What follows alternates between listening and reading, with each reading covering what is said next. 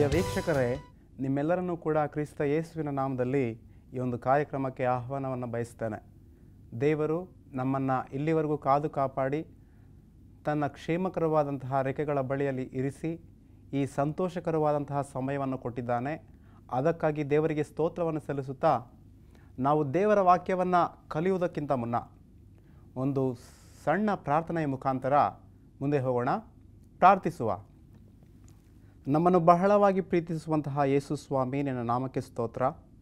ಕರ್ತನೆ, ನಮ್ಮನ್ನು ಇಲ್ಲಿವರೆಗೂ ಕಾದು ಕಾಪಾಡಿ ಪ್ರೀತಿಸಿ ನಮ್ಮೊಟ್ಟಿಗಿದ್ದು ಸ್ವಾಮಿ, ದುಷ್ಟನ ಬಲೆಗಳಿಂದ ನಮ್ಮನ್ನು ಬಿಡಿಸಿ ನಡೆಸಿದ್ದಕ್ಕಾಗಿ ಕೋಟಿ ಸ್ತೋತ್ರ. ಅಪ್ಪ, ವಿಶೇಷವಾಗಿ ನಿನ್ನ ಸತ್ಯವಾಕ್ಯವನ್ನು ಕೇಳುವಂತಹ ಸಮಯಕ್ಕೆ ನಾವು ಬಂದಿದ್ದೇವೆ. ಈ ಸಮಯಕ್ಕಾಗಿ ನಿನ್ನ ನಾಮಕ್ಕೆ ಸ್ತೋತ್ರ. ಅಪ್ಪ, ವಿಶೇಷವಾಗಿ ನಿನ್ನ ಸತ್ಯವಾಕ್ಯವನ್ನು ಕಲಿಯಲು ಹೋಗುತ್ತಿರುವಾಗ ನಮ್ಮೊಟ್ಟಿಗೆ ನೀನಿದ್ದು ನೀವೇ ಮಾತನಾಡಬೇಕೆಂದು ಈ ಸಣ್ಣ ವಾಕ್ಯ ಭಾಗವು ಸ್ವಾಮಿ ನಮಗೆ ಆಶೀರ್ವಾದದಾಯಕವಾಗಿ ಇರಲಿಕ್ಕೆ ನೀವೇ ಸಹಾಯ ಮಾಡಬೇಕೆಂದು ಪ್ರಾರ್ಥಿಸ್ತೇವೆ. ಕರ್ತನೆ, ವಿಶೇಷವಾಗಿ ತಲೆಬಾಗಿ ಕೇಳುತ್ತಿರುವಂತಹ ಪ್ರತಿ ಮಗನ ಮೇಲೆ, ಮಗಳ ಮೇಲೆ ನಿನ್ನ ಕೃಪೆ ಇರಲಿ. ಸ್ವಲ್ಪ ಹೊತ್ತು ನಿನ್ನ ವಾಕ್ಯವನ್ನು ಧ್ಯಾನ ಮಾಡಲು ಹೋಗುತ್ತಿರುವಾಗ ನನ್ನ ಬಾಯ ಮಾತುಗಳು, ನನ್ನ ಹೃದಯದ ಧ್ಯಾನವು ನಿನಗೆ ಸಮರ್ಪಕವಾಗಿರಲೆಂದು ಯೇಸುವಿನ ನಾಮದಲ್ಲಿ ಬೇಡಿಕೊಳ್ಳುತ್ತೇನೆ ಸ್ವಾಮಿ, ಆಮೇನ್. ಪ್ರಿಯ ವೀಕ್ಷಕರೇ, ನಾವು ಈ ಹೊತ್ತು ದೇವರ ವಾಕ್ಯವನ್ನು ಕಲಿಯಲು ಹೋಗುತ್ತಿದ್ದೇವೆ. ಈ ಕ್ರೈಸ್ತಿಯ ಯಾತ್ರೆಯಲ್ಲಿ ನಾವು ಯಾವ ರೀತಿಯಾಗಿ ಜೀವಿಸಬೇಕು, ಯಾವ ರೀತಿಯಾಗಿ ಜೀವಿಸಬಾರದು ಎಂಬಂತಹ ವಿಚಾರವಾಗಿ ಸ್ವಲ್ಪ ಹೊತ್ತು ನಾವು ಕಲಿಯೋಣ. ಈ ಕ್ರೈಸ್ತಿಯ ಯಾತ್ರೆಯಲ್ಲಿ ಸುಲಭವಾಗಿ ನಮ್ಮನ್ನು ಮುತ್ತಿಕೊಳ್ಳುವಂತಹ ಪಾಪಗಳು ಅನೇಕವುಗಳಾಗಿವೆ. ಆ ಸುಲಭವಾಗಿ ಮುತ್ತಿಕೊಳ್ಳುವಂತಹ ಪಾಪಗಳಲ್ಲಿ ಕೋಪವೂ ಸಹ ಒಂದು. ಈ ಕೋಪದ ಕುರಿತಾಗಿ ಈ ಹೊತ್ತು ನಾವು ಕಲಿಯಲು ಹೋಗುತ್ತಿದ್ದೇವೆ. ಕೋಪ ಎಷ್ಟು ಒಳ್ಳೆಯದನ್ನು ಮಾಡುತ್ತೆ, ಕೋಪ ಎಷ್ಟು ಹಾನಿಯನ್ನು ಮಾಡುತ್ತೆ ಎಂಬುದನ್ನು ಸಹ ನಾವು ಈ ಹೊತ್ತು ಕಲಿಯಲು ಹೋಗುತ್ತಿದ್ದೇವೆ. ಪ್ರಿಯರೇ, ಸತ್ಯವೇದದಲ್ಲಿ ನಾವು ನೋಡ್ತೇವೆ. ಗಲಾತ್ಯದವರಿಗೆ ಬರೆದ ಪತ್ರಿಕೆ 5ನೇ ಅಧ್ಯಾಯ 19-20 ವಚನಗಳಲ್ಲಿ ದೇವರ ವಾಕ್ಯ ಈ ರೀತಿ ತಿಳಿಸುತ್ತೆ. ಶರೀರ ಭಾವದ ಕರ್ಮಗಳು ಪ್ರಸಿದ್ಧವಾಗಿಯೇ ಅವೆ. ಯಾವೆಂದರೆ ಜಾರತ್ವ, ಬಂಡುತನ, ನಾಚಿಕೆಗೆಡುತನ, ವಿಗ್ರಹಾರಾಧನೆ, ಮಾಟ, ಹಗೆತನ, ಜಗಳ, ಹೊಟ್ಟೆ ಕಿಚ್ಚು, ಸಿಟ್ಟು, ಕಕ್ಷಭೇದ, ಮಿನ್ನಮತ, ಮತ್ಸರ, ಕುಡುಕತನ, ದುಂದೌತಣ ಇಂಥವುಗಳೇ ಎಂಬುದಾಗಿ ಪೌಲನು ಇಲ್ಲಿ ಸ್ಪಷ್ಟವಾಗಿ ಬರೀತಾ ಇದ್ದಾನೆ. ಪ್ರಿಯರೇ, ಈ ಭಾಗದಲ್ಲಿ ನಾವು ನೋಡುವಾಗ ಶರೀರ ಭಾವದ ಕೃತ್ಯಗಳ ಕುರಿತಾಗಿ, ಶರೀರ ಭಾವದ ಕರ್ಮಗಳ ಕುರಿತಾಗಿ ಪೌಲನು ಮಾತನಾಡ್ತಾ ಇದ್ದಾನೆ. ಈ ಶರೀರ ಭಾವದ ಕೃತ್ಯಗಳಲ್ಲಿ ಸಿಟ್ಟು ಸಹ ಒಂದು. ಸಿಟ್ಟು ಬಹು ಹಾನಿಕರವಾದದ್ದು. ಸಿಟ್ಟು ನಮ್ಮನ್ನು ಹಾಳು ಮಾಡುವಂಥದ್ದು. ಸಿಟ್ಟು ನಮ್ಮನ್ನು ಸಂಪೂರ್ಣ ಸ್ವನಾಶನಕ್ಕೆ ಕಳಿಸುವಂಥದ್ದಾಗಿದೆ. ಪ್ರಿಯರೇ, ಈ ಸಿಟ್ಟಿನಿಂದ ಅನೇಕರು ಸತ್ಯವೇದದಲ್ಲಿ ಪಾಪಕ್ಕೆ ಒಳಗಾಗಿದ್ದಾರೆ. ಈ ಸಿಟ್ಟಿನಿಂದ ದೇವರ ಕೃಪೆಯನ್ನು ಹೊಂದದೇ ಹೋಗಿದ್ದಾರೆ. ಅವರ ಕುರಿತಾಗಿ ಸ್ವಲ್ಪ ಹೊತ್ತು ನಾವು ಕಲಿಯಲು ಹೋಗ್ತಿದ್ದೇವೆ. ಪೌಲನು ಎಫೆಸದವರಿಗೆ ಬರೆದಂತಹ ಪತ್ರಿಕೆಯಲ್ಲಿ ಈ ಸಿಟ್ಟಿನ ಕುರಿತಾಗಿ ಮಾತನಾಡ್ತಾ ಇದ್ದಾನೆ. ಬನ್ನಿ ಓದೋಣ. ಎಫೆಸದವರಿಗೆ ಬರೆದ ಪತ್ರಿಕೆ 4ನೇ ಅಧ್ಯಾಯ 31ನೇ ವಾಕ್ಯ. ಎಲ್ಲ ದ್ವೇಷ, ಕೋಪ, ಕ್ರೋಧ, ಕಲಹ, ದೂಷಣೆ ಇವುಗಳನ್ನು ಸಕಲ ವಿಧವಾದ ದುಷ್ಟತನವನ್ನು ನಿಮ್ಮಿಂದ ದೂರ ಮಾಡಿರಿ. ನಾವು ದೂರ ಮಾಡಿಕೊಳ್ಳಬೇಕಾದಂತಹ ಕೆಲವು ಪಾಪಗಳಿವೆ, ದೂರ ಮಾಡಿಕೊಳ್ಳಬೇಕಾದಂತಹ ಕೆಲವು ಗುಣಗಳಿವೆ. ಯಾವುವು ಆ ಗುಣಗಳು ಎಂಬುದಾಗಿ ಪೌಲನನ್ನು ನಾವು ಕೇಳಿದ್ರೆ ಹೇಳ್ತಿದ್ದಾನೆ, ಎಲ್ಲ ವಿಧವಾದಂತಹ ದ್ವೇಷ, ಕೋಪ, ಕ್ರೋಧ, ಕಲಹ, ದೂಷಣೆ ಇವುಗಳನ್ನು ಸಕಲ ವಿಧವಾದ ದುಷ್ಟತನವನ್ನು ನಮ್ಮಿಂದ ನಾವು ದೂರ ಇಡಬೇಕಂತೆ. ಪ್ರಿಯರೇ, ಅವು ನಮಗೆ ಒಳಿತನ ಮಾಡೋದಿಲ್ಲ, ಬದಲಾಗಿ ನಮಗೆ ಹಾನಿಯನ್ನು ಉಂಟು ಮಾಡುತ್ತೆ ಎಂಬುದಾಗಿ ಪೌಲನ್ ತಿಳಿಸ್ತಾ ಇದ್ದಾನೆ. ಈ ಹಾನಿಯನ್ನು ಉಂಟು ಮಾಡುವಂತಹ ಈ ಸಿಟ್ಟಿನಿಂದ ನಾವು ದೂರ ಉಳಿಯಬೇಕು. ಈ ಸಿಟ್ಟಿನಿಂದ ಯಾರಿಗೆ ಒಳ್ಳೆಯದಾಯಿತು, ಯಾರಿಗೆ ಹಾನಿಯಾಯಿತು ಎಂಬುದನ್ನು ಸಹ ನಾವು ಈ ಹೊತ್ತು ಕಲೀಲಿಕ್ಕೆ ಹೋಗ್ತಿದ್ದೇವೆ. ಪ್ರಿಯರೇ, ಗಮನಿಸೋದಾದರೆ ಈ ಸಿಟ್ಟಿನಿಂದ ಯಾರಿಗೂ ಸಹ ಸತ್ಯವೇದದಲ್ಲಿ ಒಳ್ಳೆಯದಾಗಿಲ್ಲ. ಗಮನಿಸೋದಾದರೆ ಇಲ್ಲಿ ಅನೇಕರು ಸಿಟ್ಟನ್ನು ಮಾಡಿಕೊಂಡು ತಮಗೆ ತಾವೇ ಶಿಕ್ಷೆಯನ್ನು ಮಾಡಿಕೊಂಡವರು ಸಹ ಅನೇಕರಿದ್ದಾರೆ. ಆದ್ದರಿಂದ ಆ ಒಂದು ಸಿಟ್ಟಿನ ಕುರಿತಾಗಿ ನಾವು ಸ್ವಲ್ಪ ಹೊತ್ತು ದೇವರ ವಾಕ್ಯದಲ್ಲಿ ಧ್ಯಾನ ಮಾಡೋಣ. ಆದಿಕಾಂಡ 4ನೇ ಅಧ್ಯಾಯದಲ್ಲಿ ಏಬೆಲನು ಮತ್ತು ಕೈನನನ್ನು ನಾವು ಕಾಣ್ತೇವೆ. ಆದಮ್ ಅವಳಿಗೆ ದೇವರು ಕೊಟ್ಟಂತಹ 2 ಮುದ್ದು ಮಕ್ಕಳು ಕೈನನು ಮತ್ತು ಹೇಬೇಲರು. ಕೈನನು ವ್ಯವಸಾಯ ಮಾಡುವಾತನು, ಹೇಬೇಲನು ಕುರಿ ಕಾಯುವಾತನು, ಒಬ್ಬ ಕುರುಬನು. ಯೆಹೋವ ದೇವರು ಹೇಳ್ತಾರೆ, ನೀವಿಬ್ಬರೂ ಸಹ ನನಗೆ ಬಂದು ಕಾಣಿಕೆಗಳನ್ನು ಅರ್ಪಿಸಿರಿ ಎಂಬುದಾಗಿ ಹೇಳಿದಾಗ ಕೈನನು ಕಾಣಿಕೆಗಳನ್ನು ಸಮರ್ಪಿಸ್ತಾನೆ. ತನ್ನ ಬೆಳೆದಂತಹ ತರಕಾರಿಯಿಂದ, ಹಣ್ಣು ಹಂಪಲುಗಳಿಂದ ದೇವರನ್ನು ಸನ್ಮಾನಿಸ್ತಾನೆ. ಆದರೆ ಹೇಬೇಲನು ಕುರುಬನಾಗಿರುವುದರಿಂದ ಕುರಿಯಲ್ಲಿ ಚೊಚ್ಚಲದನ್ನು ತಂದು ಯೆಹೋವನಿಗೆ ಅರ್ಪಿಸ್ತಾನೆ. ಇದನ್ನು ಕಂಡಂತಹ ದೇವರು ಹೇಬೇಲನ ಕಾಣಿಕೆಯನ್ನು ಮೆಚ್ಚುತ್ತಾನೆ, ಆತನನ್ನು ಆಶೀರ್ವಾದ ಮಾಡ್ತಾನೆ. ಇದನ್ನು ಕಂಡಂತಹ ಕೈನನು ಬಹು ಅಸೂಯೆಯಿಂದ ಸಿಟ್ಟುಗೊಂಡವನಾಗಿ ತನ್ನ ತಮ್ಮನನ್ನು ಹೇಗಾದರೂ ಸರಿ ಬಲಿ ತೆಗೆದುಕೊಳ್ಳಬೇಕು ಎಂಬುದಾಗಿ ಸಂಚನ್ನು ರೂಪಿಸ್ತಾನೆ. ಪ್ರಿಯರೇ, ಆದಿಕಾಂಡ 4ನೇ ಅಧ್ಯಾಯಕ್ಕೆ ನಾವೀಗ ಹೋಗೋಣ. ಆದಿಕಾಂಡ 4ನೇ ಅಧ್ಯಾಯ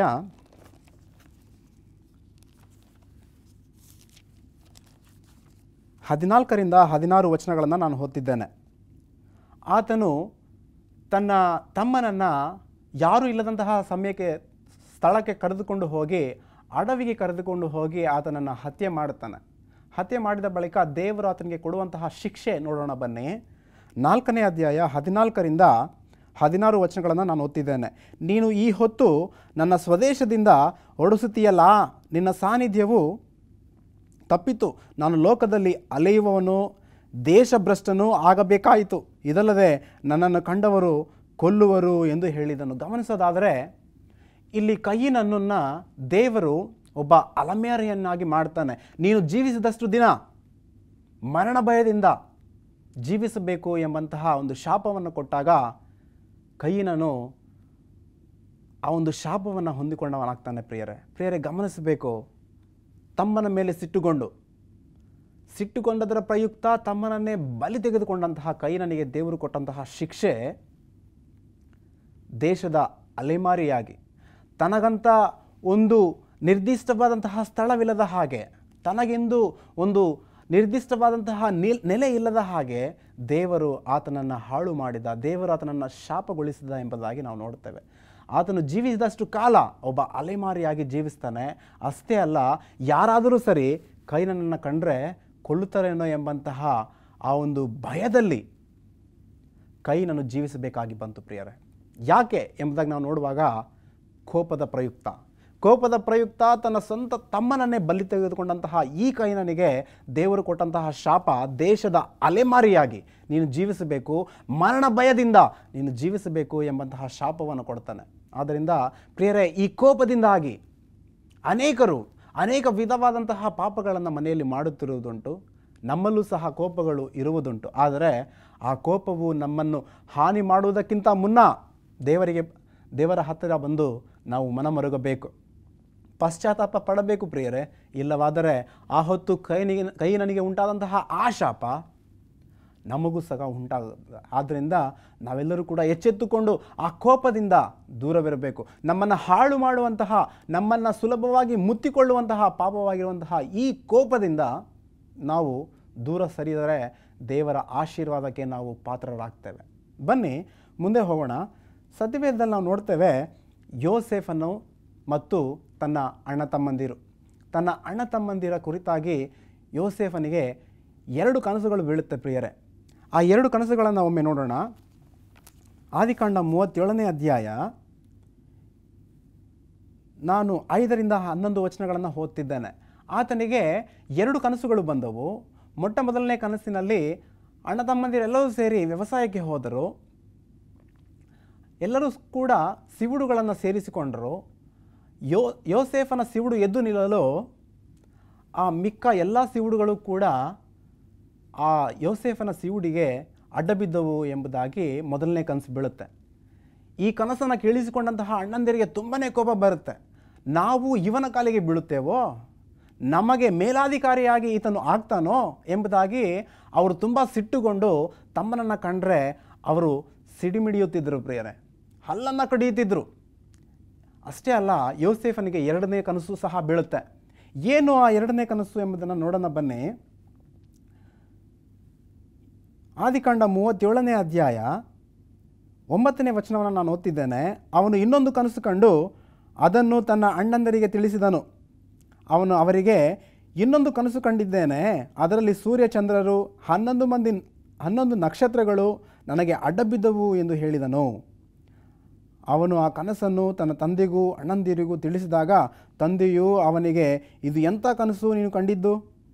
ನಾನು ನಿನ್ನ ತಾಯಿಯು ಅಣ್ಣ ತಮ್ಮಂದಿರು ನಿನ್ನ ಮುಂದೆ ಅಡ್ಡ ಬೀಳುವುದಕ್ಕೆ ಬಂದೆವೋ ಎಂದು ಹೇಳಿ ಗದರಿಸಿದನು. ಯೋಸೇಫನ ಅಣ್ಣಂದಿರು ಅವನ ಮೇಲೆ ಹೊಟ್ಟೆ ಕಿಚ್ಚುಪಟ್ಟರು. ಹೊಟ್ಟೆ ಕಿಚ್ಚಿನಿಂದ, ಬಹು ಕೋಪದಿಂದ ಇವನನ್ನು ಯಾವುದಾದ್ರೂ ರೀತಿಯಲ್ಲಿ ನಾವು ಪೆಟ್ಟನ್ನು ಕೊಡಬೇಕು ಎಂಬಂತಹ ಒಂದು ಆಲೋಚನೆಯನ್ನು, ಒಂದು ಸಂಚನ್ನು ಮಾಡ್ತಾರೆ ಈ ಅಣ್ಣ ತಮ್ಮಂದಿರೆಲ್ಲರೂ ಕೂಡ ಸೇರಿ. ಒಮ್ಮೆ ದೂರ ಪ್ರಾಂತ್ಯದಲ್ಲಿ ಕುರಿಮರಿಗಳನ್ನು ಅಣ್ಣಂದಿರು ಮೇಯಿಸುತ್ತಿರಲು ಯೋಸೇಫನು ಅಣ್ಣಂದಿರ ಸಮಾಚಾರ ಅವನ ತಂದೆಗೆ ಕೊಡಬೇಕು ಎಂಬುದಾಗಿ ಹೊರಡ್ತಾನೆ ಪ್ರಿಯರೇ. ಹೊರಟಾಗ ತುಂಬ ದೂರದಲ್ಲೇ ಬರುತ್ತಿರುವಂತಹ ತನ್ನ ತಮ್ಮನನ್ನು ಕಂಡು ಅವರೆಲ್ಲರೂ ಕೂಡ, ಈ ನಿಲುವಂಗಿಯವನು ಬರುತ್ತಿದ್ದಾನೆ, ಈ ಕನಸುಗಾರನು ಬರುತ್ತಿದ್ದಾನೆ, ಇವನು ಕನಸುಗಳು ಇವತ್ತು ಏನಾಗುತ್ತವೋ ನೋಡಿಬಿಡೋಣ ಎಂಬುದಾಗಿ ಅವರೆಲ್ಲರೂ ಕೂಡ ಆತನಿಗೆ ಹಾನಿ ಮಾಡಿ ಇಷ್ಮಾಯೇಲ್ ಜನಕ್ಕೆ ಅವರು ಮಾರಿಬಿಡುತ್ತಾರೆ ಯೋಸೇಫನನ್ನು. ಪ್ರಿಯರೇ, ಕೋಪದ ಪ್ರಯುಕ್ತ, ಅಸೂಯೆಯ ಪ್ರಯುಕ್ತ ಅವರು ಸೇಡಿ ತೀರಿಸಿಕೊಳ್ಳುವಂತಹ ಆ ಒಂದು ಉದ್ದೇಶದಿಂದ ಯೋಸೇಫನಿಗೆ ಹಾನಿ ಉಂಟು ಮಾಡಿದರು. ಆದರೆ ಅವತ್ತು ಏನಾಯಿತು ಗೊತ್ತಾ ಪ್ರಿಯರೇ? ಅಲ್ಲಿಂದ ಹೊರಟು ಹೋದಂತಹ ಯೋಸೇಫನು ಅಭಿವೃದ್ಧಿಯಾಗಿ ಒಂದು ದಿವಸ ಐಗುಪ್ತ ದೇಶದ ಒಬ್ಬ ಮಂತ್ರಿಯಾಗಿ ಬೆಳೆಯುತ್ತಾನೆ, ದೇವರ ಕೃಪೆಯನ್ನು ಹೊಂದಿಕೊಂಡು. ಕನಾನ್ ದೇಶದಲ್ಲಿ ಬಹು ಭೀಕರವಾದಂತಹ ಬರಗಾಲವಿದ್ದಾಗ, ತಿನ್ನಲು ಆಹಾರವೂ ಸಹ ಇಲ್ಲದೇ ಇದ್ದಾಗ ಈ ಅಣ್ಣಂದಿರು ಯೋಸೇಫನ ಬಳಿಗೆ ಹೋಗಿ ಅಡ್ಡಬಿದ್ದು ಆಹಾರಕ್ಕಾಗಿ, ಇಲ್ಲವೇ ಭೋಜನಕ್ಕಾಗಿ, ಇಲ್ಲವೇ ಧಾನ್ಯಕ್ಕಾಗಿ ಯೋಸೇಫನ ಕಾಲಿಗೆ ಅಡ್ಡಬಿದ್ದು ಕೇಳಿಕೊಳ್ತಾರೆ ಪ್ರಿಯರೇ. ಬನ್ನಿ ನೋಡೋಣ. ಆದಿಕಾಂಡ 42ನೇ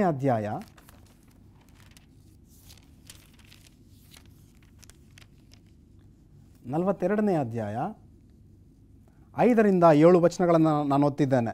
ಧಾನ್ಯವನ್ನು ಕೊಂಡುಕೊಳ್ಳುವುದಕ್ಕೋಸ್ಕರ ಐಗುಪ್ತ ದೇಶಕ್ಕೆ ಬಂದವರಲ್ಲಿ ಇಸ್ರೇಲಿನ ಮಕ್ಕಳೂ ಇದ್ದರು. ಕನಾನ್ ದೇಶದಲ್ಲಿಯೂ ಬರವಿತ್ತಷ್ಟೇ.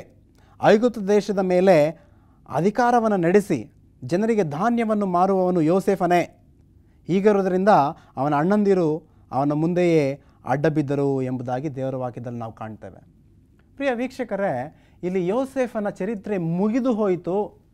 ಯೋಸೇಫನು ಇನ್ನು ಸಂಪೂರ್ಣವಾಗಿ ಒಬ್ಬ ಅಲೆಮಾರಿಯಾಗಿ, ಸಂಪೂರ್ಣವಾಗಿ ಒಬ್ಬ ಸೇವಕನಾಗಿ ಜೀವಿಸಬೇಕು ಎಂಬಂತಹ ಶಾಪ ಅಣ್ಣಂದಿರು ಕೊಟ್ಟರು. ಆದರೆ ದೇವರು ಕೊಟ್ಟಂತಹ ಆಶೀರ್ವಾದ ಅನೇಕ ಜನಗಳಿಗೆ ಆಹಾರವನ್ನು ಕೊಡಬೇಕು ಯೋಸೇಫನೇ ನೀನು ಎಂಬಂತಹ ಆಶೀರ್ವಾದವನ್ನು ದೇವರು ಯೋಸೇಫನಿಗೆ ಕೊಟ್ಟ. ಅದರ ಪ್ರಯುಕ್ತ ಕನಾನ್ ದೇಶದಲ್ಲಿ ಬಹು ಭಯಂಕರವಾದಂತಹ ಬರಗಾಲವಿರಲು ಐಗುಪ್ತ ದೇಶದಲ್ಲಿ ವಿಸ್ತಾರವಾದಂತಹ ಆಹಾರ ಧಾನ್ಯಗಳು ದೊರಕುತ್ತಿದ್ದವು.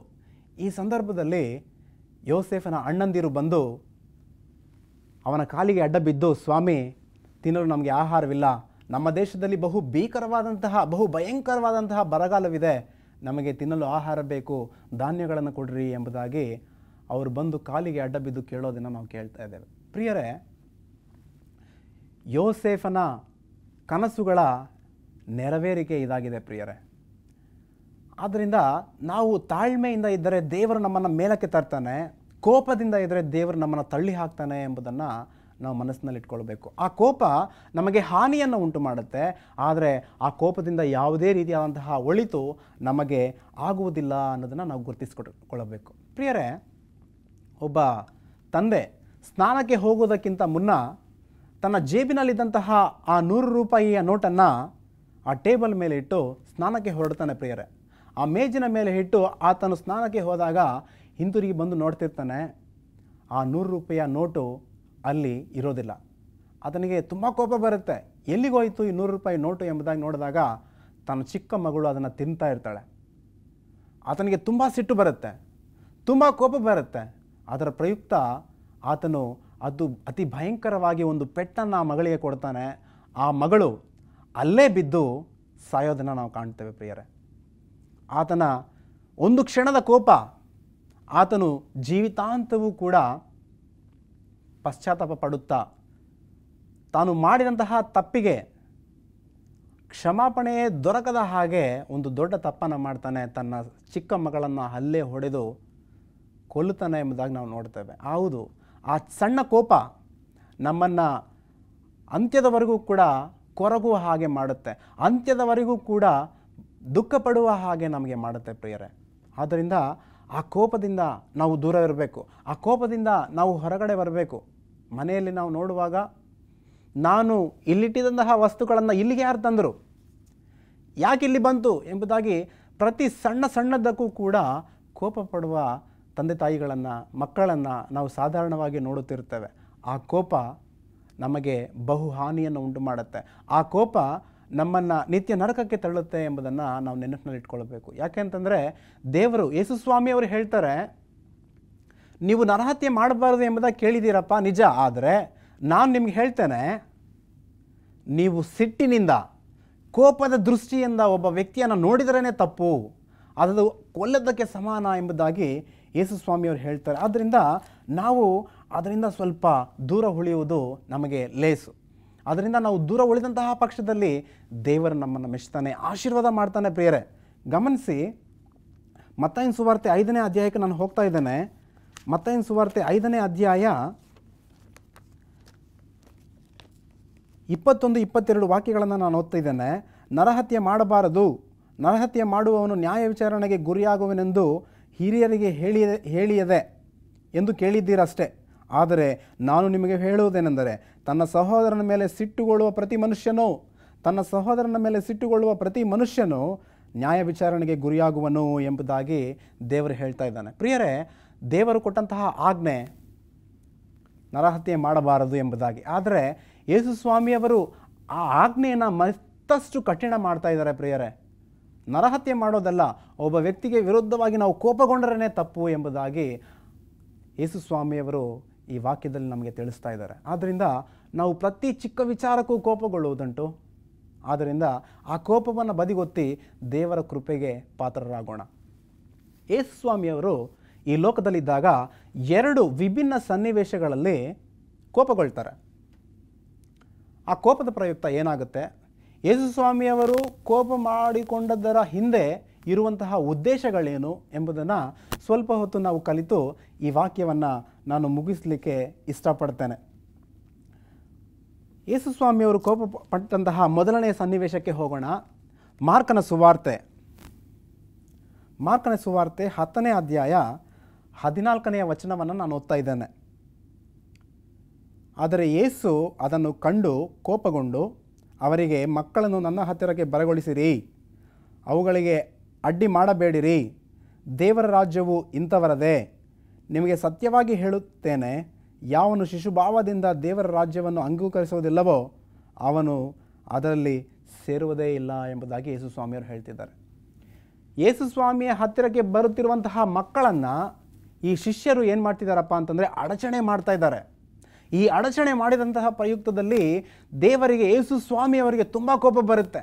ಅವರನ್ನು ನನ್ನ ಬಳಿಗೆ ಬರಗೊಳಿಸಿರಿ, ಪರಲೋಕ ರಾಜ್ಯವು ಅಂಥವರದ್ದೇ, ಅಂಥವರಿಗೆ ನೀವು, ಮುಗ್ಧ ಮನಸ್ಸುಳ್ಳ ಮಕ್ಕಳಿಗೆ ನೀವು ಅಡ್ಡಿ ಮಾಡ್ತಿದ್ದೀರಲ್ಲ ಎಂಬುದಾಗಿ ಯೇಸುಸ್ವಾಮಿಯವರು ಕೋಪಗೊಳ್ತಾರೆ. ಯೇಸುಸ್ವಾಮಿ ಕೋಪಗೊಂಡಂತಹ ಮೊದಲನೇ ಸನ್ನಿವೇಶ ಇದು. ಮಕ್ಕಳನ್ನು ಆತನ ಬಳಿಗೆ ಬರುವುದಕ್ಕೆ ಅಡ್ಡಿಗೊಳಿಸಿದಂತಹ ಶಿಷ್ಯರ ವಿರುದ್ಧವಾಗಿ ಯೇಸುಸ್ವಾಮಿಯವರು ತಿರುಗಿ ಬಿದ್ದು ಸಿಟ್ಟಿನಿಂದ ಮಾತನಾಡಿಕೊಂಡ್ರು ಎಂಬುದಾಗಿ ನಾವು ನೋಡ್ತಿದ್ದೇವೆ. ಯಾಕಪ್ಪ ಅಂತಂದರೆ ರಕ್ಷಣೆಗೆ ಅವರನ್ನು ದೂರ ಮಾಡ್ತಾ ಇದ್ದಾರೆ. ಪ್ರಿಯರೇ, ಮಕ್ಕಳನ್ನು ಕ್ರಿಸ್ತನ ಬಳಿಗೆ ಬರದ ಹಾಗೆ ಶಿಷ್ಯರು ಅಡ್ಡಿ ಮಾಡುತ್ತಿದ್ದಾರೆ. ಈ ಪ್ರಯುಕ್ತ ಯೇಸುಸ್ವಾಮಿಯವರು ಕೋಪ ಮಾಡಿಕೊಂಡ್ರು ಎಂಬುದಾಗಿ ನಾವು ತಿಳಿಯಬಹುದು. ಪ್ರಿಯರೇ, ಮಕ್ಕಳು ಯೇಸುಸ್ವಾಮಿಯ ಸೊತ್ತು, ದೇವರು ಕೊಟ್ಟಂತಹ ಸ್ವಾಸ್ಥ್ಯವದೆಲ್ಲವೂ ಕೂಡ. ಅದನ್ನು ಯೇಸುಸ್ವಾಮಿಯವರು ಪ್ರೀತಿ ಮಾಡ್ತಾರೆ. ಅದಕ್ಕೆ ನಾವು ಯಾವುದೇ ಕಾರಣಕ್ಕೂ ಅಡ್ಡಿ ಮಾಡಬಾರದು. ಅಡ್ಡಿ ಮಾಡಿದರ ಪ್ರಯುಕ್ತ ಶಿಷ್ಯರಿಗೆ ಯೇಸುಸ್ವಾಮಿಯವರು ಇಲ್ಲಿ ನಾವು ನೋಡ್ತಿದ್ದೇವೆ ಗದರಿಸಿದರು ಎಂಬುದಾಗಿ. ಆದ್ದರಿಂದ ನಾವು ಚಿಕ್ಕ ಮಕ್ಕಳನ್ನು ಕ್ರಿಸ್ತನ ಬಳಿಗೆ ಬರಲಿಕ್ಕೆ ಅಡ್ಡಿ ಮಾಡಬಾರದು. ಇದು ಮೊದಲನೇ ಸನ್ನಿವೇಶ. ಎರಡನೇ ಸನ್ನಿವೇಶವನ್ನು ನೋಡೋಣ. ಯೋಹಾನನ ಸುವಾರ್ತೆ 2ನೇ ಅಧ್ಯಾಯ, ಯೋಹಾನನ ಸುವಾರ್ತೆ 2ನೇ ಅಧ್ಯಾಯ 13-16 ವಚನಗಳನ್ನು ನಾನು ಓದ್ತಿದ್ದೇನೆ. ಆಗ ಯಹೂದ್ಯರ ಪಸ್ಕ ಹಬ್ಬವು ಹತ್ತಿರ ಬಂದದರಿಂದ ಯೇಸು ಯೆರೂಸಲೇಮಿಗೆ ಹೋದನು. ಅಲ್ಲಿ ದೇವಾಲಯದೊಳಗೆ ದನ, ಕುರಿ, ಪಾರಿವಾಳ ಮಾರುವವರನ್ನು ಕೂತಿರುವ ಚಿನಿವಾರರನ್ನು ಕಂಡು ಹಗ್ಗದಿಂದ ಕೊರಡೆ ಮಾಡಿ ಅದರಿಂದ ಕುರಿ ದನ ಸಹಿತ ಎಲ್ಲರನ್ನೂ ದೇವಾಲಯದ ಹೊರಕ್ಕೆ ಅಟ್ಟಿ ಶನಿವಾರರ ರೊಕ್ಕವನ್ನು ಚೆಲ್ಲಿ ಮೇಜುಗಳನ್ನು ಕೆಡವಿದನು. ಪಾರಿವಾಳ ಮಾರುವವರಿಗೆ, ಇವುಗಳನ್ನು ಎಲ್ಲಿಂದ ತಕ್ಕೊಂಡು ಹೋಗಿರಿ, ನನ್ನ ತಂದೆ ಮನೆಯನ್ನು ಸಂತೆ ಮಾಡಬೇಡಿರಿ ಎಂದು ಹೇಳಿದನು ಎಂಬುದಾಗಿ. ಪ್ರಿಯ ವೀಕ್ಷಕರೇ, ಯೇಸುಸ್ವಾಮಿಯವರು ಈ ಸನ್ನಿವೇಶದಲ್ಲಿ ಎರಡನೇ ಸಾರಿ ಕೋಪ ಮಾಡ್ಕೊಳ್ತಾ ಇದ್ದಾರೆ.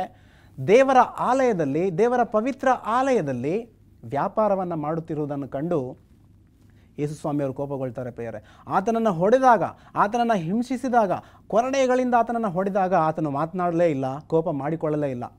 ಆದರೆ ಯೇಸುಸ್ವಾಮಿಯವರು ಎರಡು ಸನ್ನಿವೇಶಗಳಲ್ಲಿ ಕೋಪ ಮಾಡಿಕೊಳ್ತಿದ್ದಾರೆ. ಒಂದು, ಚಿಕ್ಕ ಮಕ್ಕಳ ವಿಚಾರವಾಗಿ ಶಿಷ್ಯರು ಅಡ್ಡ ಬಂದಂತಹ ಸಂದರ್ಭದಲ್ಲಿ ಯೇಸುಸ್ವಾಮಿಯವರು ಗದರಿಸ್ತಾರೆ. ಅಷ್ಟೇ ಅಲ್ಲ, ಎರಡನೇ ಸನ್ನಿವೇಶ, ದೇವರ ಆಲಯದಲ್ಲಿ ಪ್ರಾರ್ಥನೆ ನಡೆಯಬೇಕು, ಆದರೆ ವ್ಯಾಪಾರವನ್ನು ಮಾಡ್ತಿದ್ದೀರಲ್ಲ ಎಂಬುದಾಗಿ ಯೇಸುಸ್ವಾಮಿಯವರು ಕೋಪಗೊಂಡು ಎರಡನೇ ಸನ್ನಿವೇಶದಲ್ಲಿ ಆತನು ಕೋಪಗೊಳ್ಳೋದನ್ನು ನಾವು ಕಾಣ್ತೇವೆ. ಈ ಎರಡು ವಿಚಾರಗಳಲ್ಲದೆ ಬೇರೆ ಯಾವ ವಿಚಾರದಲ್ಲೂ ಸಹ ಯೇಸುಸ್ವಾಮಿಯವರು ಕೋಪ ಮಾಡಿಕೊಳ್ಳಲೇ ಇಲ್ಲ. ಪ್ರಿಯರೇ, ನಾವು ಕೂಡ ನಮ್ಮ ಕೋಪದ ಹಿಂದೆ ಒಂದು ಸರಿಯಾದಂತಹ ಉದ್ದೇಶವಿದ್ದರೆ ವಿನಃ ನಾವು ಕೋಪ ಮಾಡಿಕೊಳ್ಳಬಾರದು. ಆದ್ದರಿಂದ ಈ ಕೋಪದಿಂದ ದೂರವಿರೋಣ. ಈ ಕೋಪದಿಂದ ಹಾನಿಯಾಗುವುದುಂಟು, ಕೋಪದಿಂದ ನಮಗೆ ಆಶೀರ್ವಾದವಿಲ್ಲವೇ ಇಲ್ಲ. ಆದ್ದರಿಂದ ಈ ಕೋಪದಿಂದ ಬದಿಗೊತ್ತಿ ನಾವು ದೇವರ ಭಯಭಕ್ತಿಯಲ್ಲಿ ಜೀವಿಸಬೇಕಾಗಿದೆ. ಈ ಕೋಪದ ಕುರಿತಾಗಿ ಪೌಲನು ಒಂದು ಸಲಹೆಯನ್ನು ಕೊಡ್ತಾ ಇದ್ದಾನೆ. ಪೌಲನು ಕೊಡುವಂತಹ ಸಲಹೆಯನ್ನು ನೋಡೋಣ. ಈ ಕೋಪದ ಕುರಿತಾಗಿ ಪೌಲನು ಒಂದು ಸಲಹೆಯನ್ನು ಕೊಡ್ತಾ ಇದ್ದಾನೆ. ಎಫೆಸದವರಿಗೆ ಬರೆದ ಪತ್ರಿಕೆ 4ನೇ ಅಧ್ಯಾಯ 26ನೇ ವಚನ. ಪ್ರಿಯರೇ, ಈ ವಾಕ್ಯವನ್ನು ಓದಿ ನಾನು ಮುಗಿಸ್ತಾ ಇದ್ದೇನೆ.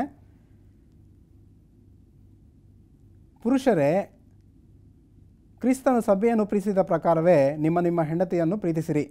ಆತನು ತನ್ನ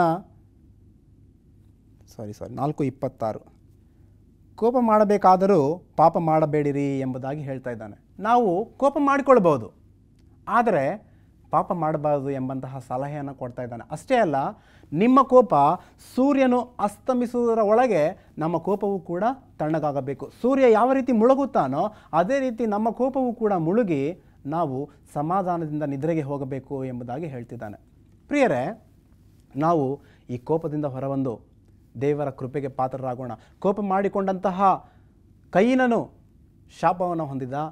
ಅಷ್ಟೇ ಅಲ್ಲ, ಯೋಸೇಫನ ಅಣ್ಣ ತಮ್ಮಂದಿರು ಶಾಪಕ್ಕೆ ಗುರಿಯಾದರು ಎಂಬುದಾಗಿ ನಾವು ನೋಡ್ತೇವೆ. ಪ್ರಿಯರೇ, ನಾವು ಈ ಒಂದು ಅಂತ್ಯಕಾಲದಲ್ಲಿ ಜೀವನ ಮಾಡ್ತಿದ್ದೇವೆ. ಈ ಕೋಪದಿಂದ ದೂರ ಬಂದು ದೇವರ ಕೃಪೆಗೆ ಪಾತ್ರರಾಗೋಣ. ದೇವರು ಈ ಸ್ವಲ್ಪ ವಾಕ್ಯವನ್ನು ಆಶೀರ್ವಾದ ಮಾಡಲಿ. ಪ್ರಾರ್ಥಿಸಿಕೊಳ್ಳುವ. ಪ್ರೀತಿ ಸ್ವರೂಪನಾದ ತಂದೆಯಾದ ದೇವರೇ, ನಿನ್ನ ನಾಮಕ್ಕೆ ಸ್ತೋತ್ರ. ಅಪ್ಪ, ವಿಶೇಷವಾಗಿ ಈ ಹೊತ್ತು ನಿನ್ನ ಸತ್ಯವಾಕ್ಯವನ್ನು ಕಲಿತಿದ್ದೇವೆ. ನಾವು ಕರ್ತನೆ, ನಿನ್ನ ನಿಬಂಧನೆಗಳಿಗೆ, ನಿನ್ನ ಶಾಸನಗಳಿಗೆ ಸ್ವಾಮಿ ಕಿವಿಗೊಟ್ಟವರಾಗಿ ನಿನ್ನ ಭಯಭಕ್ತಿಯಲ್ಲಿ ಸದಾಕಾಲ ಜೀವಿಸಲು ಸಹಾಯವನ್ನು ಮಾಡಿರಿ. ಕರ್ತನೆ, ವಿಶೇಷವಾಗಿ ಈ ಒಂದು ಕೋಪದಿಂದ ನಾವು ಹೊರಬಂದು ನಿನ್ನ ಕೃಪೆಗೆ ಪಾತ್ರರಾಗಲು ಸಹಾಯವನ್ನು ಮಾಡಿರಿ ಸ್ವಾಮಿ. ಕೋಪವು ನಮ್ಮನ್ನು ಹಾನಿ ಮಾಡುವಂಥದ್ದಾಗಿದೆ, ಆಶೀರ್ವಾದವನ್ನು ತರುವಂಥದ್ದಲ್ಲ ಎಂಬುದಾಗಿ ನಮಗೆ ತಿಳಿಸಿದ್ದಿ. ಕೋಟಿ ಸ್ತೋತ್ರ. ಈ ವಾಕ್ಯಗಳು ಸ್ವಾಮಿ ಫಲಿಸಲು ಸಹಾಯವನ್ನು ಮಾಡಿರಿ. ನಿನ್ನ ಕೃಪೆಯನ್ನು ಹೊಂದಿಕೊಂಡು ನಾವೆಲ್ಲರೂ ಜೀವಿಸಲಿಕ್ಕೆ ಕೃಪೆಯನ್ನು ಅನುಗ್ರಹಿಸಬೇಕೆಂದು ಯೇಸುವಿನ ನಾಮದಲ್ಲಿ ಬೇಡಿಕೊಳ್ಳುತ್ತೇನೆ ಸ್ವಾಮಿ. ಆಮೇನ್.